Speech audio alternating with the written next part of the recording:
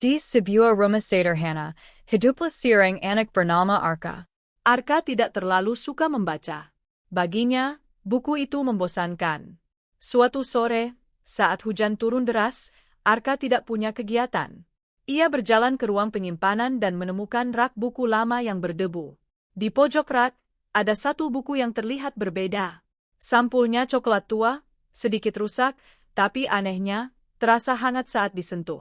Apa ini ya? Gumam Arka. Ia membuka halaman pertama. Dan tiba-tiba, angin kecil berhembus dari dalam buku. Arka terkejut. Tulisan di dalamnya mulai bersinar. Dan sebelum ia sempat menutupnya, dunia di sekitarnya berubah. Saat Arka membuka mata, ia sudah tidak berada di rumahnya. Ia berdiri di tengah sebuah kota kecil yang indah. Bangunan-bangunan berwarna cerah, jalanan bersih, dan orang-orang yang terlihat ramah. Selamat datang, terdengar suara. Seorang anak perempuan menghampirinya.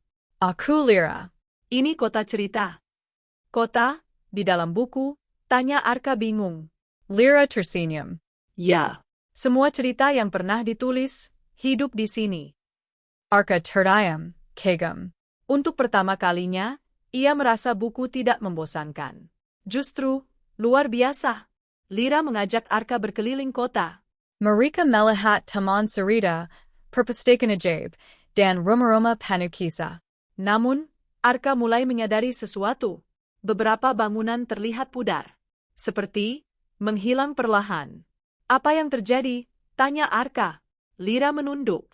Semakin sedikit orang membaca, kota ini mulai dilupakan. Arka terdiam. Kalau semua cerita dilupakan, kota ini bisa hilang, lanjut Lira pelan. Arka merasa sedih. Ia tidak pernah berpikir bahwa membaca bisa berarti sebesar itu. Apa yang bisa aku lakukan? Tanya Arka. Lira tersenyum. Percaya pada cerita, dan bagikan. Arka mengangguk. Ia mulai membaca buku di perpustakaan kota itu. Setiap kali ia membaca, warna kota menjadi lebih cerah.